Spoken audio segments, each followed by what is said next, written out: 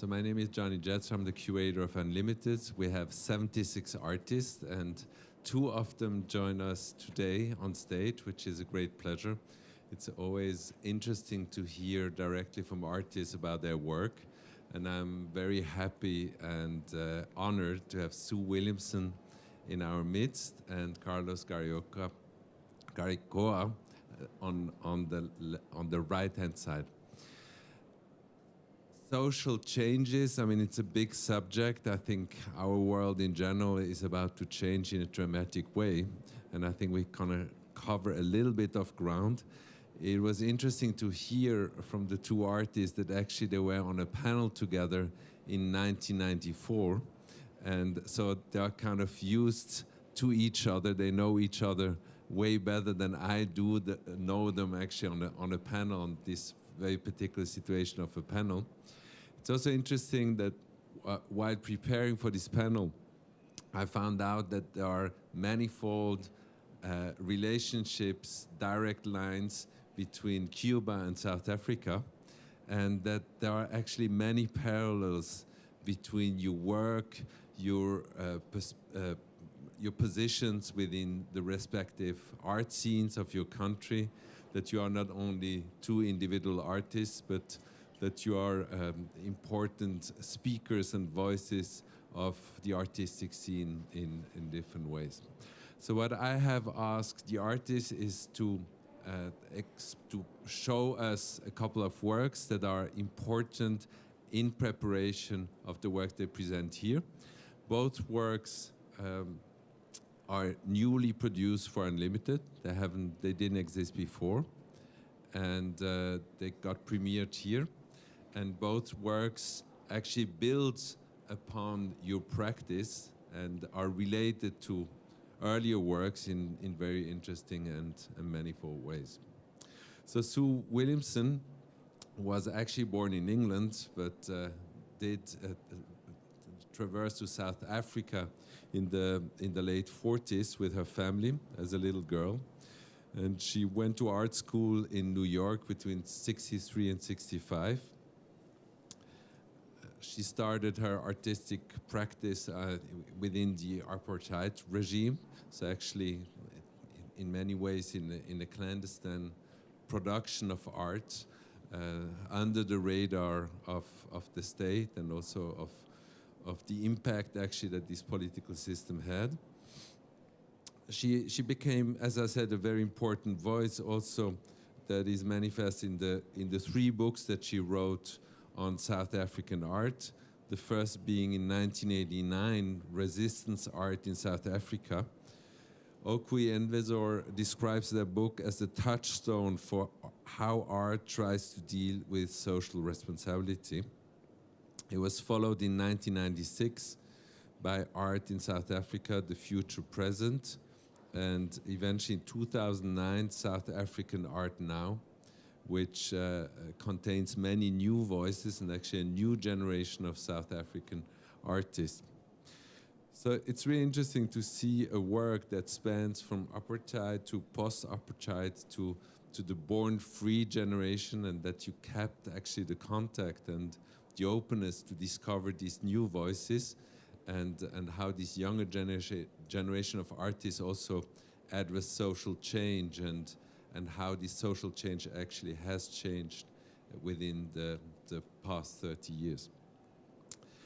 I mean, Sue Williamson is one of the most successful South African artists. Her work is represented in many collections, namely the Museum of Modern Art in New York, the National Museum of African Art, Smithsonian Institution in Washington, D.C., the South African National Gallery, the Victoria and Albert Museum in London. She was in the Johannesburg Biennial in 1995-1997, but she was also in the Havana Biennial in 1994 and 2009. And actually the panel I was mentioning took place in 1994. And she was also part of the Venice Biennial in 1993. So I'm gonna make an introduction for Carlos afterwards, before your presentation, and I would like to ask Sue to go ahead with her presentation. Thank you. Thank you, Gianni, and thank you everybody who's here today. It's really an honor to sit here in Unlimited. I'm very excited to be in this exhibition, which I think has been laid out in a most exciting and exemplary way by the curator. And it's a pleasure also to be with Carlos, who is, as Gianni mentioned, I first met in Havana in 1994, which was a very important year for South Africa because it was just at the moment of the first democratic election. And in South Africa before 1994, in fact I'm just trying to think exactly which year it was 1982, there was a conference in South Africa which was called Art and Social Development. And at this conference, it was actually just outside South Africa in Botswana, artists were told that it was really their duty to make art that addressed social issues and brought about change. So that for my generation of artists, that's myself and William Kentridge and many others, we had this ethos that we were supposed to make work that in somehow addressed the imbalances of apartheid. So I'm going to show you some work which starts from the 80s and carries on up to the present. And the first ones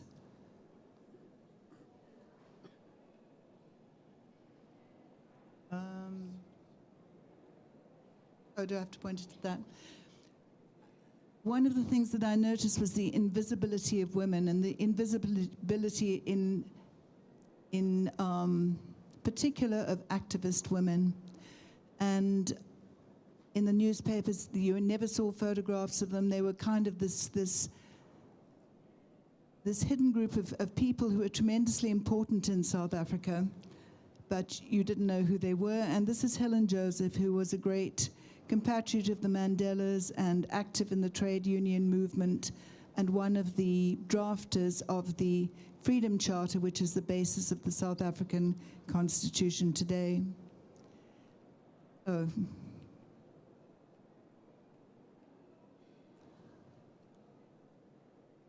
I think maybe I should just make signs to the back.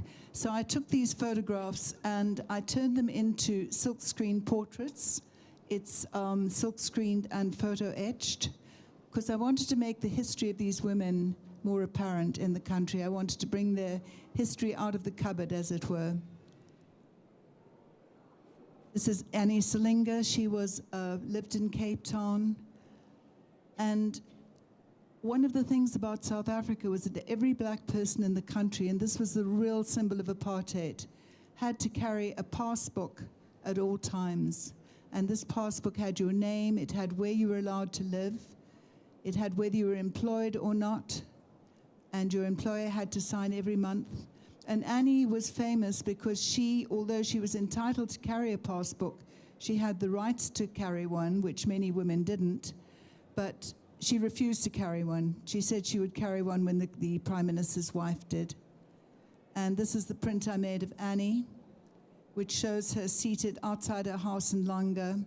And each of the frames contains little incidents about her life, the policeman who arrested her because she wouldn't carry a pass, and so on. Amina Kachalia, another very strong activist. She and her husband were also worked with Mandela in the Defiance campaign. The picture to the left of her, you can see her family. They were not, although she lived next door to her sister, one was banned and the other was under house arrest. They were legally not allowed to talk to each other. She wasn't allowed to go to her children's school. Those are her children on the right-hand side. So there were all these restrictions which the government imposed to restrict the actions of activists.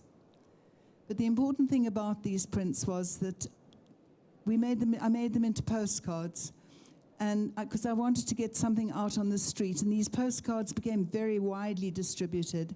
We sold them through alternative bookshops, on the street in craft fairs. You'd be surprised, but they were still considered subversive. I sent them to the Christian bookshop in Grahamstown once, And I've got a letter back saying they'd handed them over to the security police. Next. I was talking about Annie in the passbook, and this is a piece which is called For 30 Years Next to His Heart. It was made in 1990 at a time when it had just become no longer necessary to carry a book, such a passbook, but I thought it was very important to record exactly what people had had to go through in their daily lives. So if you look at the top left-hand corner, you see I did it as a collaboration with somebody whose passbook this was, Mr. John Ngesi, and in the top left-hand corner, you'll see him pulling his passbook out of his pocket. And there's the opening page with his photograph.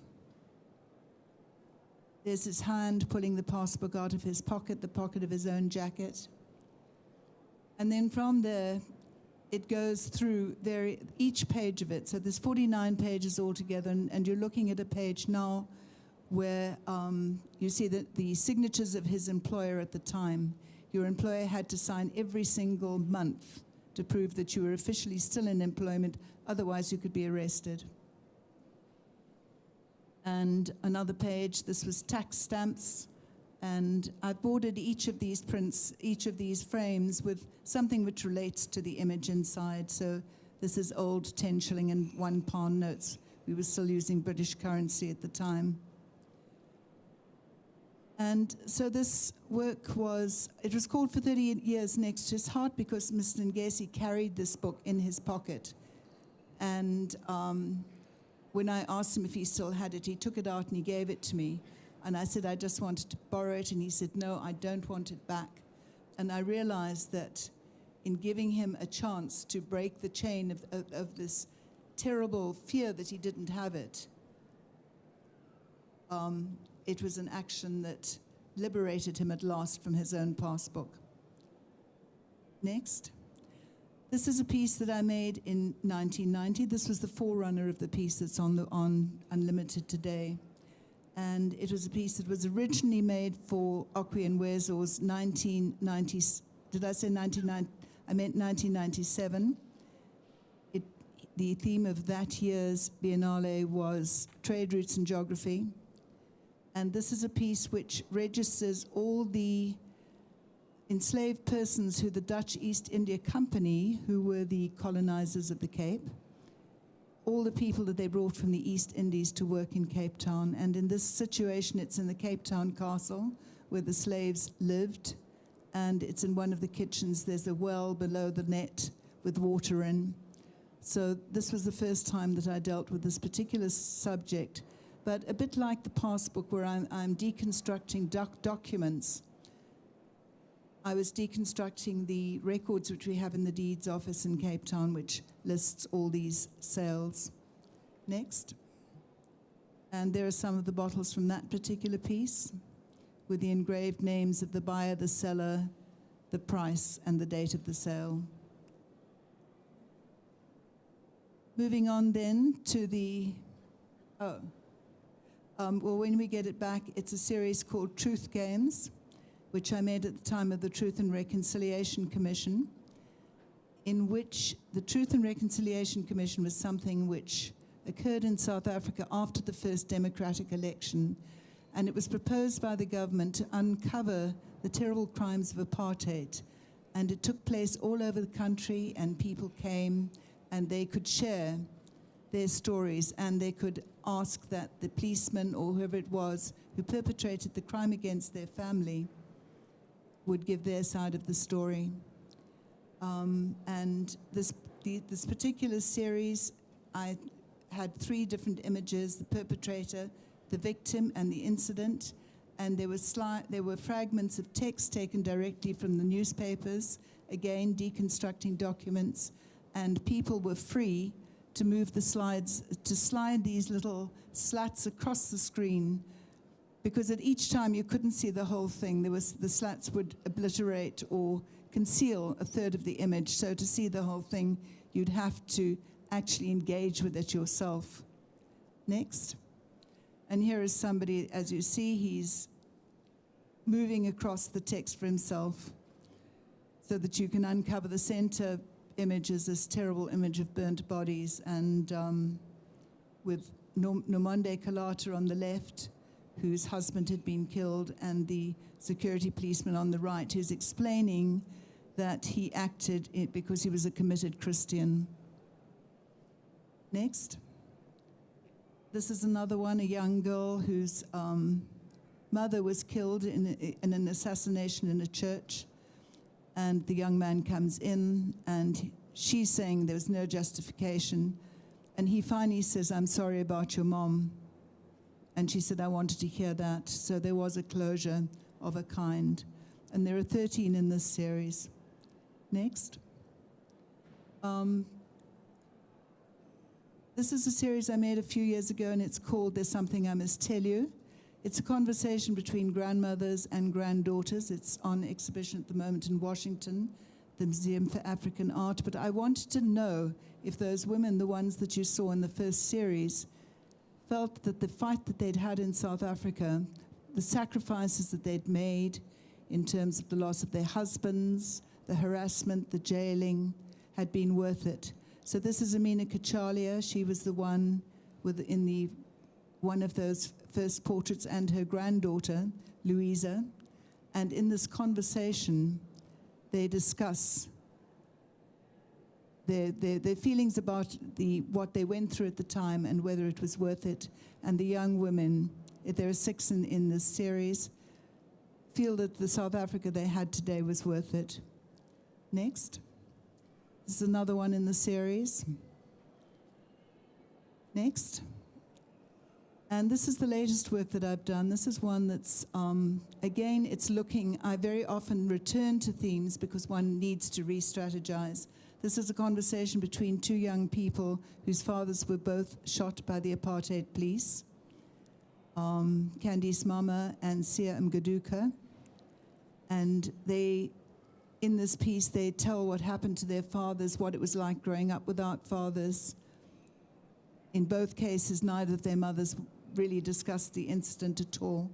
And the conclusion, they're at very different stages along the path of forgiveness. Next.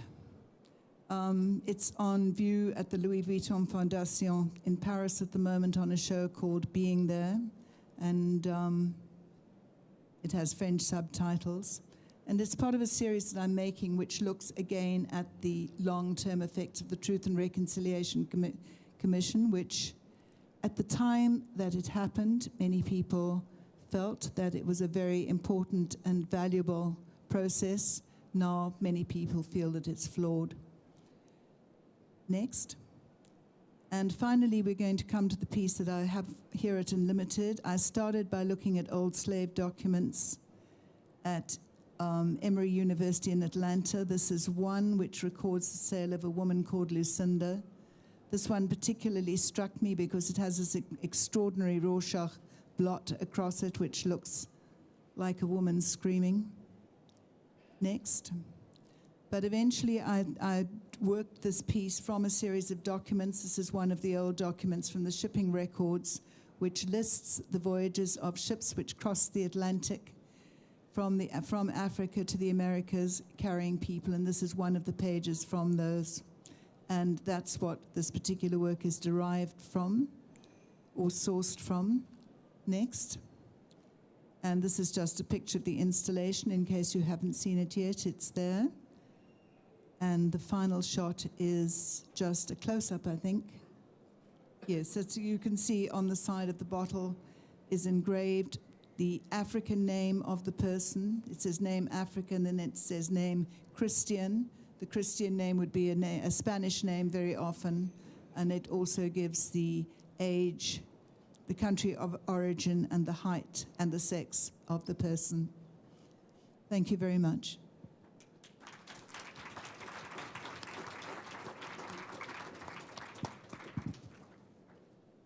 Thank you very much, Sue. We're gonna turn over the word to Carlos. Carlos is a well-known Cuban artist. He lives between Havana, Cuba, and Madrid, Spain. He was born in Havana and actually also organizes an artist residency in Havana. She's also very much involved. It's also interesting that I guess you were certainly also influential by opening up possibilities for European artists, but also galleries to come to Havana and to have a certain presence. And I would love to hear more about that later. But it's interesting to know that Carlos studied in the beginning thermodynamics, and that he then decided, I think you went to military service in between, but you then decided to study art at the Instituto Superior de Arte in Havana from 1989 to 1994. You were also active as a curator, which I always think is interesting when artists also curate shows and kind of take responsibility for a community of artists, namely an exhibition called Metaphors of the Temple that took place 1993 in La Havana.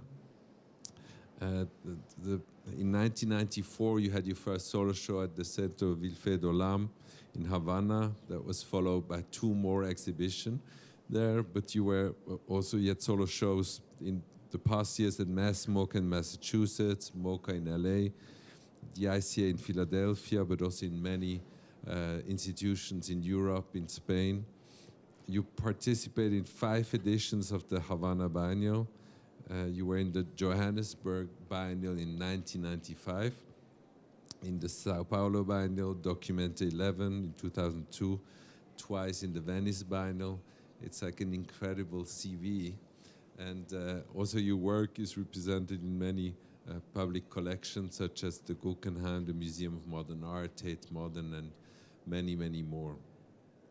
Carlos, I would like to welcome you, and I'm looking forward to hearing more about the coming and the coming together of the work that you present here, Saving the Safe. I think it's a perfect work for Basel, as Basel is not only an art fair, but also a regulation of the banking world, basically a fence around what banks can do today. Welcome. Thank you. And thank you for the invitation to Unlimited, of course, to Gianni, to be selecting the work, and as well to be here in the conversation series. And of course, when you mentioned that I will be with Sue, I was very happy because we've been sharing common histories for many years. No? Not only the presence of Sue Williamson in Cuba, that was being always important at this moment when my career started as well in the Havana Biennial, but as well. 95, I was in South Africa in the first Johannesburg Biennale, and actually was from there that I started a project that been very involved with South Africa and Angola. And since '96, I was very visiting Angola for different moments, different years, and we built a project who called Memorias Íntimas, Marcas. And that project really been talking about the connection between Cuba, South Africa, and Angola. That was really this unfortunate history of war that Cuba was supporting Angola against South Africa. And then probably this project really marked a very important moment in my career of the approach I have through photography and through history and memory, things that I always share as well with Sue. And then we met in Cape Town, etc., during my next visits. And yeah, it's really probably coming from Cuba that I don't have to explain a lot about the history of my country, but it's a country who've been for more than 50 years in the communist system, and we've been very connected to the East Bloc for so many years, from the Soviets, Germans, etc. And everything we build in Cuba as an artist, or every time you start to do something, is really related to politics in many ways. Even if you don't end it to do a political work, you really are facing all the time such a strong reality around you, and as well you have always this kind of enemy, this kind of ghost that we are fighting, and it's very interesting to be an artist, to try to create image and create beauty, if we can say it as well. And then you have to create beauty sometimes fighting with a very difficult system and people and ugliness. No? And I think probably that's very much into my work. My work developed a lot through photography, through documents. I believe that almost everything I do, even the piece here, is based on photography always, in documents, in archive, etc. And being a long trip to coming from this specific context that I really have to avoid certain things and sometimes self-censor certain things as well, and then being in this limit always is what is possible to say, what is not possible to say, how an artist can deal with these issues all the time, and really build, I believe, build a kind of artist that I can see in Sue's work as well. Is an artist who really have to all the time, in a way, feel responsible, feel like you have to put your voice, your critical voice, involved with your work. No? Then I have few pieces. I know I cannot do this as well. And yes, next. Actually, just select like 4 pieces that deal a little bit with the installation here. This is a piece called Postcapital. Postcapital was a project that we developed. I developed with one artist, Daniel Andújar, that is today in Documenta, a Spanish artist, and with Iván de la Nuez, that is an art historian and philosopher. And it was a project where we tried to define in the way what is the capital of the city, and playing with this idea of the post-capital of Karl Marx book, and dealing with the urban situations. And then this piece is next, please. It's just a kind of we can say the kind of thematic part. Built with the image that appear in the bank notes, in the money. Actually, is every bank note, every money have a image of architecture, heroes or historical names or animals, no? And that's this piece coming from that experience. Next, please.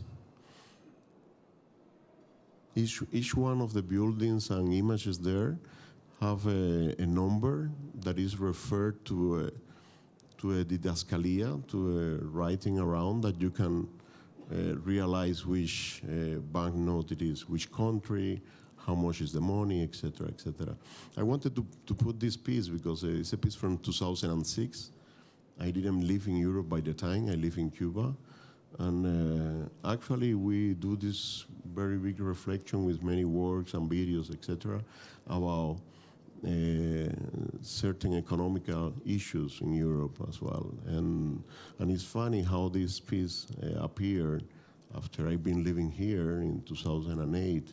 It started this big crisis that this piece from that time already get back, to next, please. All the bridge and doors are coming from the euros. That was when they issued the new banknotes, the euros, they only put bridges and doors, like a symbol of openness and etc. Next piece.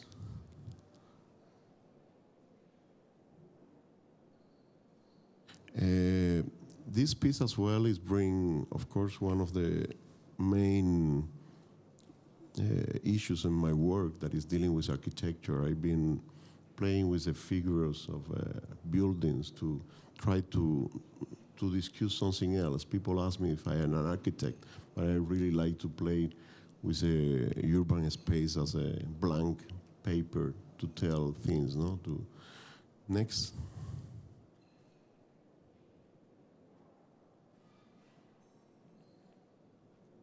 Next. This is another recent piece I did in Spain 2 years ago, and actually it's probably my first Spanish work after living there for almost 10 years. And it's in the early 90s I do a lot of photography and use ceramics from the streets of Havana to discuss certain situation of Cuba as well, history, etc.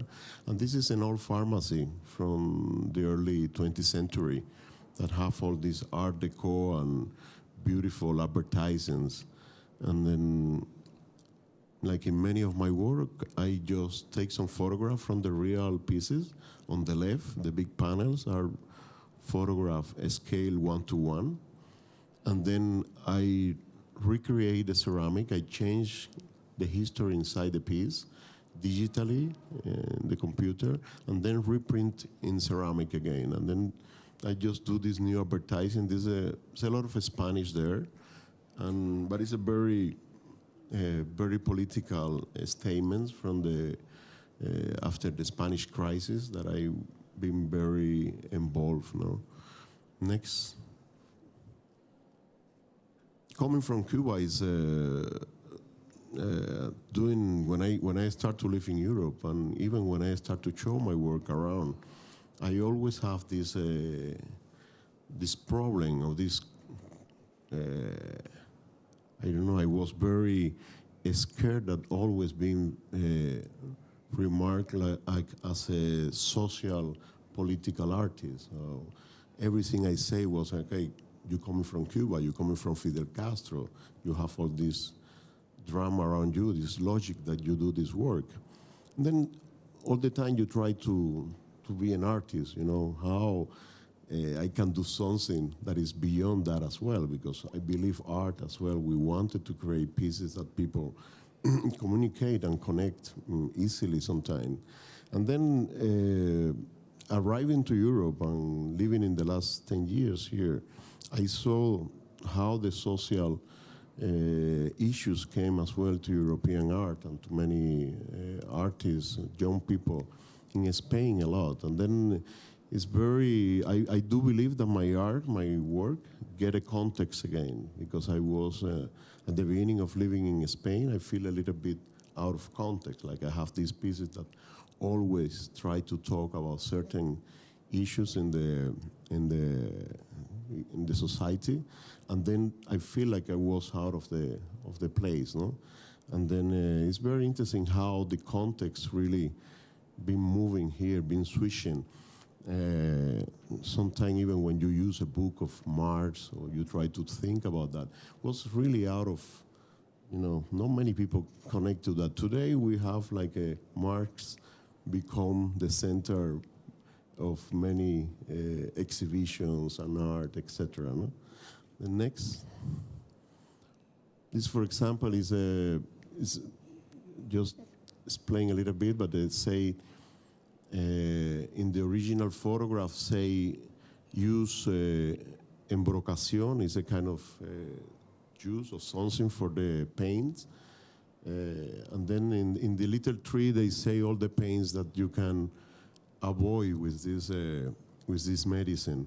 And then I change the words and say use provocation to again the political state, the corruption, etc., etc. Then next.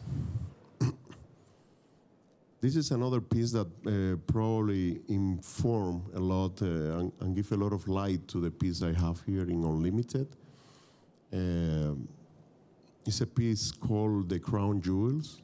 The crown jewels are very teeny buildings related to torture places and intelligentsia places, military. And there are 8 pieces and from different part of the world. It's like the KGB or the Stasi from 2 places from Cuba, Villa Marista, that is an actual place of detention and interrogation. And as well as can put next. Guantanamo Base, for example, is a little fragment of that. And when I do this piece, actually, I did for the Museum of Fine Art in Cuba in 2009. And then it's probably, even if I've been doing many things in all my career, was one of those moments when you try to push a little bit the limits of the politician, or how to see how they really answered to a piece like this.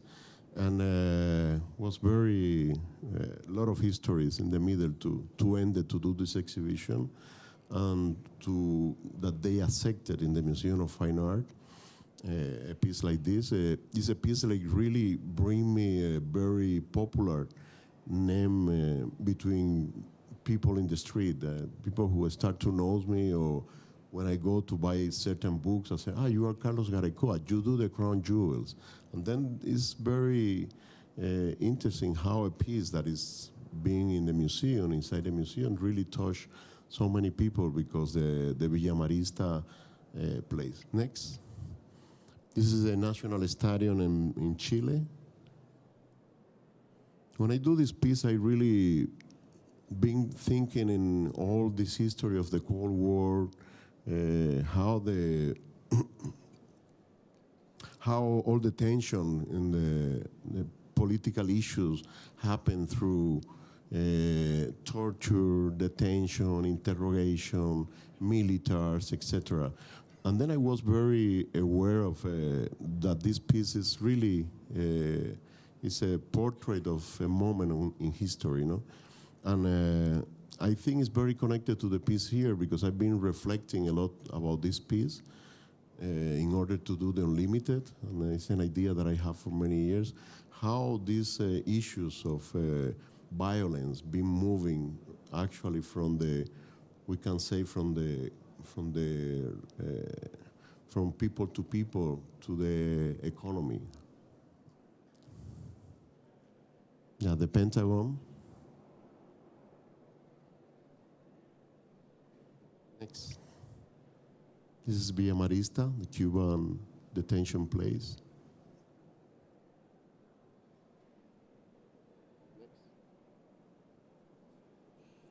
Okay, this is another installation, The End of Silence, Fin de Silencio, and it's based on Cuban pavement, sign from the streets of many shops. Next. Just been, one more time, I've been using photography here.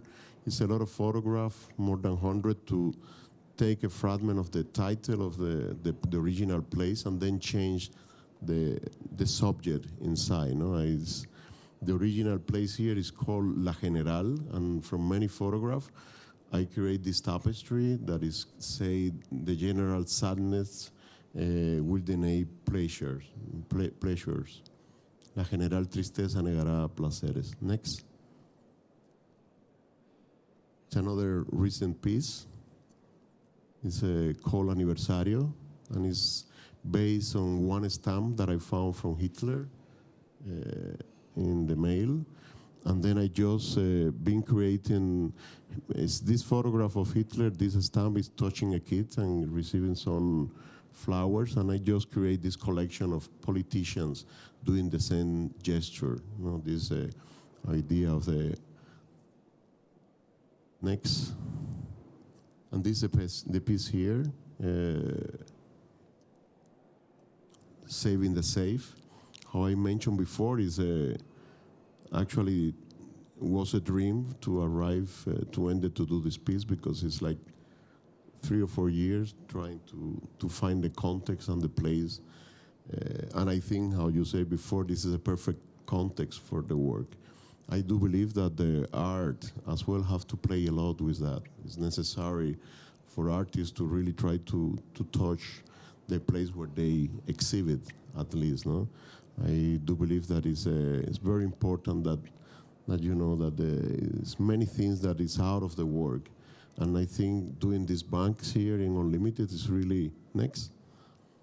It's really bring this light. Was the first piece I do it. It's a Bundesbank in Frankfurt, and actually was the only one was made before. I made for an exhibition in Munich, and I wanted to bring all these recent histories of the economy, how the economy being affecting really in the personal level a lot of citizens in Europe and all over the world. I believe that they are probably the whole crisis being the responsible for many of the actual situation we have in the world. No? And then this building was very important for me when I did it. This piece I did for, how I say, for Munich, and it was a very important context as well. Yeah, thank you.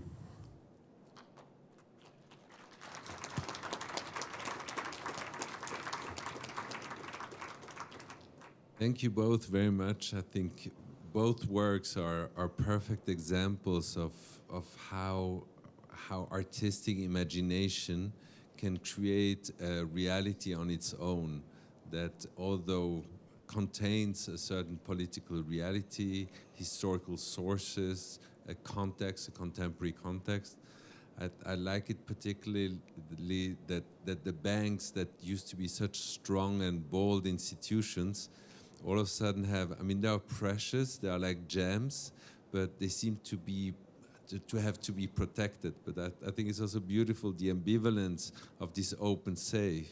So everything seems to be not the way it was back in the days. I mean, the safes were closed, and the banks were also very discreet. You couldn't get into basically the bank secrecy in Switzerland, but also in general, it was a very discreet business that was, to a certain extent, questionable in its practice. And I think you create a beautiful image, actually, that puts a lot of question marks without turning into an illustration, but actually seducing the viewer to think in different directions and to go against actually the stereotypes that we were raised here, at least in Middle Europe. I think also, Sue, that I'm really in admiration for your piece, because I think it's such a difficult subject. It's quite interesting to see that lately, in these past 12 months, artists have also failed to build references to historical and traumatic historical experiences. I mean, just a couple of weeks ago, Sam Durant had to take back a piece and actually the museum agreed after public protest by Native American people, because they just felt exploited. So actually, even as an artist, you run the risk to be accused of exploitation and not of real commitment and of adding actually a value and a perception value to a political problem. But I would like to ask you to go a little bit back, because the 90s have been so important for both of your countries. And I think if we speak of social change in relationship to Cuba and South Africa, we probably have to mention what happened in the 90s in the artistic scenes. And maybe if you could compare to the status quo now in these artistic scenes. Would you like to start? Well, I think that, as I was saying earlier, up to 1994, the time of the first democratic election, there was this enormous feeling amongst artists that it was necessary to make work that addressed social change. But with the coming of democracy, particularly the younger artists said, all right, that's it. We're free with the post-apartheid kids. We don't need to address all that stuff. That's gone. We can make whichever work we like. And I think that was a very natural reaction from a country that had been repressed for so long. But of course, the older generation of artists knew perfectly well that it wasn't going to be that easy and that things did not change overnight. So that although things did change, many of us continued to address the new social issues that came up, the new sort of problems South Africa was facing, while the younger artists began to examine their own position. What does it mean to me to be a young, black, gay artist here at the southern point of Africa at this moment in time? And we had a great resurgence of work which became sort of identity politics in a way. What does it mean to me at this place in this time? And many, many young artists addressed that. And Carlos, how would you say happened in Cuba? Actually, the 80s was even probably more important than the 90s in this way. And probably in the 80s, Cuban artists discovered that there was the first generation that really grow up and study inside the revolution, and they need to have some answer from this revolution of their problems. You know, it was not anymore a word that belong or have to give an answer to the ideology of the official ideology, etc. And it was really a first moment when artists discovered that was another, the public was on the street as well. You know, we was educated really to be social artists in the way. We always have this issue. If you read many of the books that we read before was terrible, like a lot of Russian aesthetic that really denied the abstraction, a lot of things that was a capitalist coming, the Americans, etc. And then we really been try to build ourselves in front of this reality, how to be an artist that give answer to certain situations, but at the same time you're doing something that is precious for you to do, is using the language as well. And then when we start in the 90s already, we have this background, all these artists already that was before us, that we admire and was our professors, etc. But then already my generation was one of the first generation that get tired of this political agenda, no? That looks like goes through the art all the time. And then, of course, if you keep there, like me and other artists, like Tanya and some other artists that in the way keep digging a little bit in this situation, and at a certain point you don't have the answer from the market, the new market who been arriving to Cuba, etc. doesn't get to you. It was very weird thing, no? And I believe that today it's funny. I see the it circles. Today, younger generations, they wanted to come back to this discussion. They really realized that the new Cuba that we start to build in the 90s, because was still the communists, still the socialists, but was this, this market that appeared after Cuba approved the use of dollars, etc. And then this new Cuba really was, was full of political issues. We still have to fight to deconstruct this situation, because the power is there, and then the system was changed a little bit, and then was this moment. Of course, people want a market. People want to be out. People want to travel. People wanted to be in American museums, etc. And then, in a way, suffered a little bit the position. No? The position was a little, we can say, soft, more aesthetical, and etc. But now it's a young generation that coming back is very serious, and it's some names that are already working in this way again. No, but it's really it's mixed. It's a more complex situation today. It's not anymore like you are here to just fight there. But I believe that is important. We are a country that have to construct a civil society yet. We didn't do 100%, no?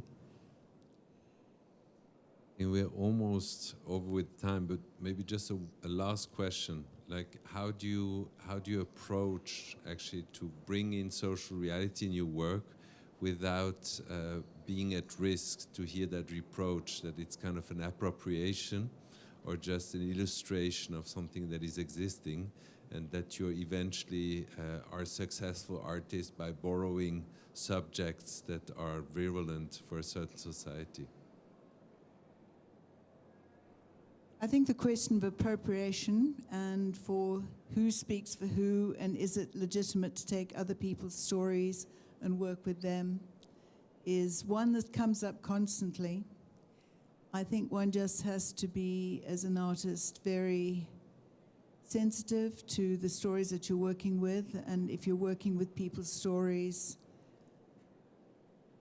to just make sure that the people that you're working with are very conscious of what you're doing and are not feeling exploited. One can't be a hit-and-run artist, go and make a work about something and back off and not take the consequences, not having discussed beforehand, exposing people in a way that they didn't expect to be exposed. Yeah, it's very difficult. It's terrible to be how do you really read the reality, and how reading this reality turn into something that is art, but at the same time get the critical voice. And I think it's a difficult question as well for me to answer. I do believe that I want to touch in a way the context where I do exhibitions. I've been studying and loving Hans Hacke's work for many years. So Krzysztof Wodiczko, that is here in Unlimited. I think this is Sildo Meireles. This is the artists who really form my point of view. And I do believe that they do beautiful things, without compromising any other position. They are truly artists, real artists, that are able to put the finger in certain things. And I believe art is for that. You say at the beginning, it's just we are putting questions. I think it's one of the strategies. Try to don't give answers to many things. I think art is so complex, so abstract, and has so many possibilities that I believe that the role here is just to be in the middle of the discussion, how to open doors. My work is not a judgment. This piece here is not a judgment. It's just it's open, safe, to look what happened, to reflect about what happened. I think that's the main thing, how to keep it. Opening discourse. Yeah, open doors. No, opening discourse. I think that's the perfect end to a very inspiring conversation. I thank you very much for being here and for your trust and for presenting your work here in Basel. Thanks. Thank you.